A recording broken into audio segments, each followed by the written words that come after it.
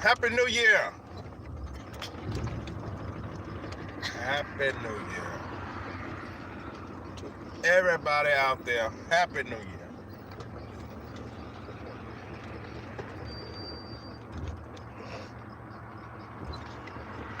We made it. We made it. I know y'all busy. A lot of y'all got hangovers. Y'all stayed up all night drinking eggnog. And man, it's just good to be alive in 2020. I'm the first one to admit that. Please forgive my screen. I don't know. For some reason, I got to get another phone. For some reason, it does that weird blinking thing. It's doing it again. When I'm on Facebook Live, it don't do that. But this is YouTube, so it's a format. For some reason, it does that. Hadn't figured it out yet. Happy New Year to you. I hope everybody's starting this new year off with great aspirations of great ideas, improvements of your life, improvement of your situation. I hope everybody has all these on their mind. Of course you celebrate. I didn't really celebrate. I took it in as a moment of reflection. I had invites to go different places. I just did not. I just kind of brought it in with some rest. I know that sounds boring. It's just what happened. It's the truth, you know. The truth will set you free. But that's pretty much it. I wanted. It was such an interest on security.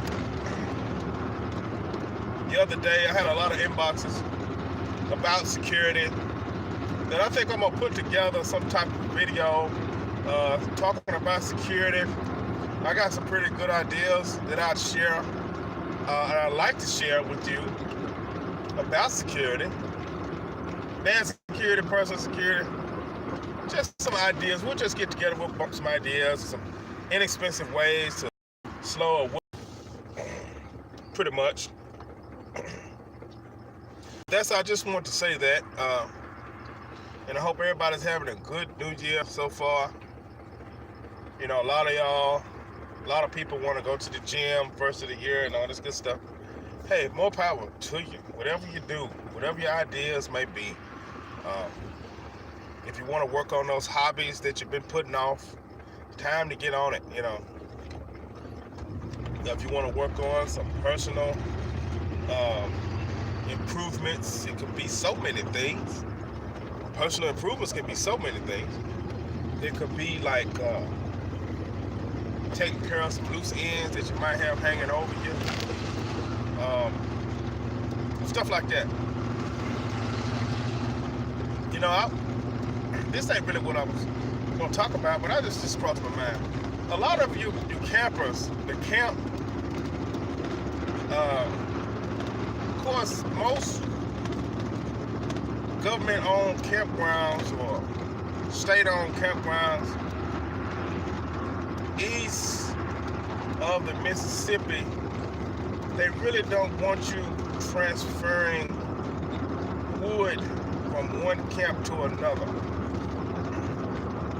It's been on my mind, I like to share. They have signs up saying that they don't want you bringing, and we all know why, because, one forest might have some invasive insects or something. They don't want you spreading it all over the state or the country. And that's their way of kind of slowing that down. Different insects. I don't know what type of insects, but I know they're harmful to the environment. So that's one reason, But most campgrounds, now private-owned campgrounds, I think they got their own rules. But a lot of campgrounds allow you to pick up, and there's plenty of brush laying down on the ground normally. You can scrap up enough firewood to build your campfire or fuel your wood stove or your rocket stoves, or whatever you're doing, And a lot of these logs, what I've experienced, most park rangers, they don't want to really see you out there, you can't cut down trees, period, or any kind of siblings that state-owned campgrounds. Pretty much anywhere, right? That's not allowed. You don't want to get caught doing that. But you all know that if you look at these little stores, if you camp frequently, you'll find that these little stores and gas stations, even I think Walmart, I've seen the cords of wood. They'll have 3 or 4 cords, 3 or 4 cut pieces of firewood or fireplace wood. I think they're generally for fireplaces. These pieces of wood would be anywhere from $5 to something up to some $8 a little bundle. And sometimes you can find guys on the side of the road selling this wood too. So if you camp every now and then, I don't think that wood's really for camping. I think it's more for fireplaces. I guess you can use it for wherever you want to. But if you burn a lot of wood, let's go for guys with fireplaces too. That has a fireplace too. It's kind of all the same. If you do it on a frequent level, buying that wood from those little places can get real expensive. So, I'm sure the more you buy, if you have a person you buy wood from, the cheaper it'll get. But the real way to do it, if you camp or burn your fireplace with any frequency, is to cut your own wood. Now, this wood could be already fallen wood. It could be a tree maybe that you have that you need to get rid of on your property. But fallen wood is kind of, a lot of times some of the easiest wood to obtain. Limbs fall all the time. There should be an abundance of fallen limbs. Now, in saying that, what I really want to get to is, a lot of times what I run into, I don't have a fireplace per se. A lot of times I have a wood stove, sure enough. But if you're burning a fire like in a fire pit at a campground, you can run into this too. A lot of times you'll find a limb, a nice, wonderful limb that has fallen. And it's perfect for the fire. Only problem is this thing's 12, 15 foot long. And you can't just throw a 12 foot long tree on the fire pit, It has to be within the boundaries of the pit, right?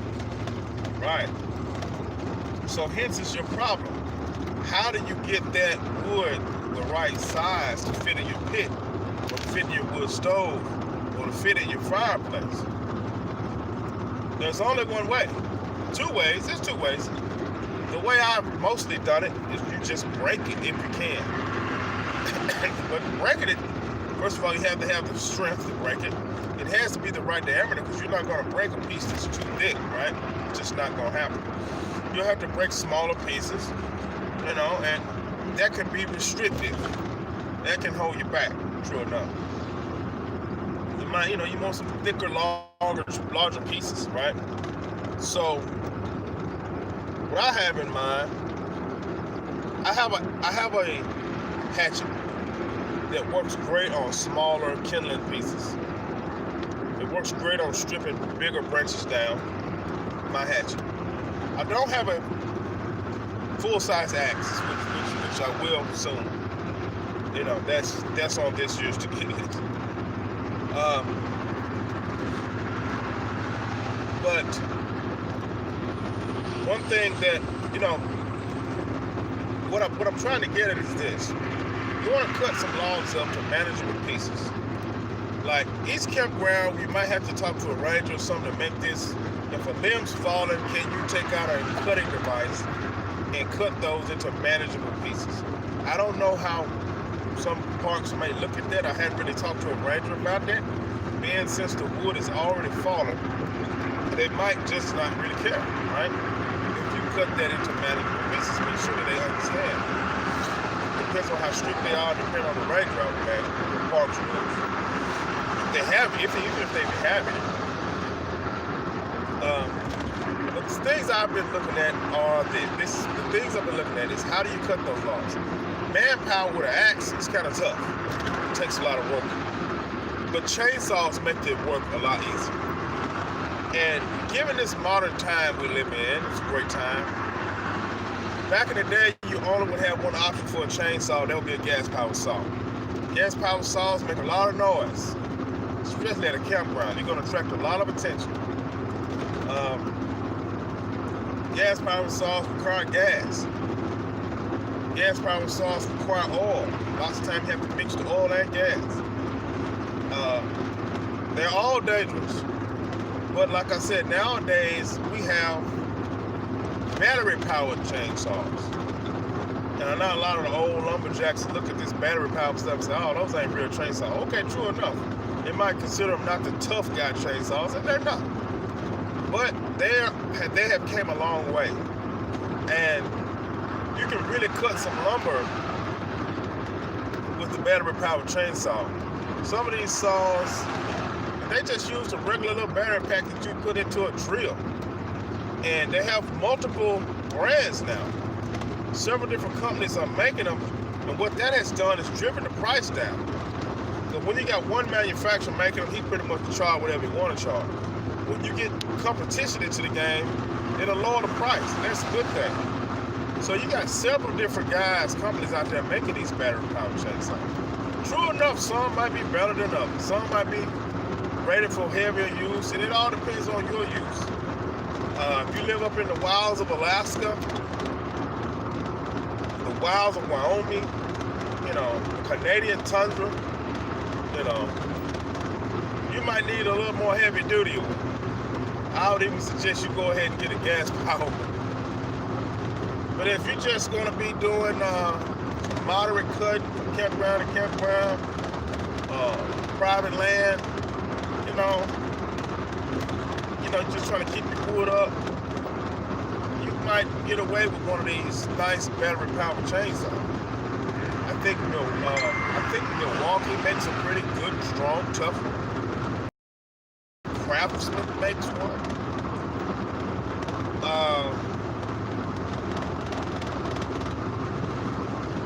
I think Greens. There's several different brands. Even the Walmart Hyper Tough, I'm a fan of Hyper Tough. They even make two different kinds. They make a 40 watt, I think I'm saying watt or both, and a 20 watt or both. I know y'all correct me about that. I don't really know. They take that standard battery powered Hyper Tough battery and a 40 one. It takes two and it gives you a little more power, twice as much power actually. I don't think that extends the battery life, but you just get twice as much power. Hence, you can cut down more vigorously. But they have the smaller one that cuts just fine too. I've watched the reviews on YouTube, and I got plans on maybe the smaller one. And with each Hyper-Tough product, you get a battery. The one that comes with the two batteries, it actually comes with two batteries. You get two batteries with that. So you got to consider you get batteries if you have other Hyper-Tough tools. I don't know, I can't say this thing the same about Milwaukee and other brands, Craftsman. I can't say, I think Black & Decker makes one. I'm sure the batteries should be interchangeable with other Black & Decker products or Milwaukee products or whoever else makes them. But yeah, that'll give you the ability to whip out that saw, spray a little oil on it. I'm sure it has an oil reservoir for the chain itself. And cut up you some logs to make it through the night. Cut up you the right size branches that can fit in your wood stove, that can fit in your fire pit. Go out there and you can hack some wood up fairly easy. Power of a battery. I think some of those already cut about 30 logs before they did. That's quite a few. And most people who has one will have an exchangeable battery. That's 60. You just pop one out, pop it on down here, and keep going, right? That'll make this thing quite a bit easier. It makes life a bit easier. And I'm thinking these saws vary in price. Of course, if you're getting a Milwaukee, you're gonna pay for that. I think they range about $300 or a little more. Of course, Black & Decker, stuff like that, the price will get cheaper. Green something. I think Ryobi makes one. All those guys kind of getting into this. Uh, but the Hyper Tough ones are the ones I've been looking at. I don't know about the motor being brushed or brushless. I know brushless motor is better, but you know, I'm really not sure about that. But in saying this, you know, you could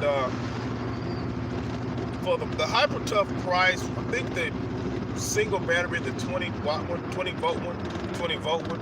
I'm sorry, the 20 volt one will be like $80. Online it might be a little cheaper. That's coming from the big blue. It's coming from Wally World. And I think they only have them at Wally World exclusively. Then you have your Milwaukee's and stuff. I think of course your Ryobi's will be at Home Depot more than likely. I think that's their flagship brand. I don't know how much they cost. I think $130 or something like that. So there you have it. You pick up one of these little barrel power chainsaws and you're able to cut through some wood to fuel your fire or your fireplace. Even at home where you got a homestead, or it could be, you know, you got a homestead and you got a regular chainsaw. You might have a steel, a good chainsaw. This thing could be like a backup. You want to hack up a few pieces of something real quick, and you know you don't want to break out the big boy. You know, it doesn't require all that.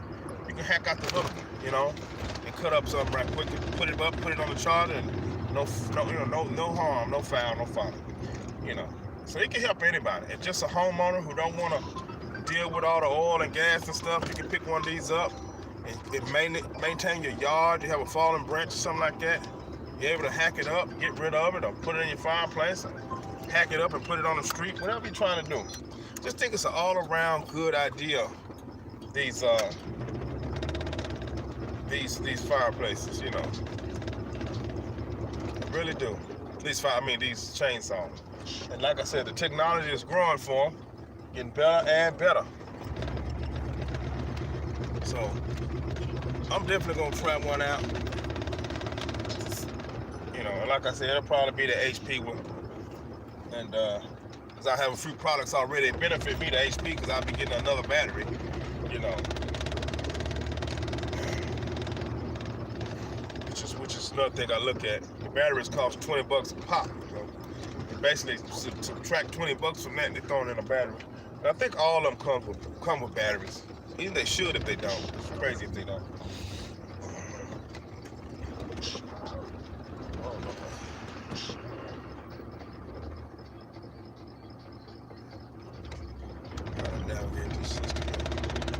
Yeah, I think all of them come with batteries. But that's my advice to you. Consider it. You know it's out there. Consider your firewood. When you're out there breaking limbs, or mad because the limb wouldn't break and you can't get enough wood, you see a wonderful log right there and you don't have the means to cut it, consider this $80 battery power chainsaw. You can rake it out, draw you some lines on it with a permanent marker, cut you 2 or 3 logs, and there you go. You got your fire for the night. Piece of cake.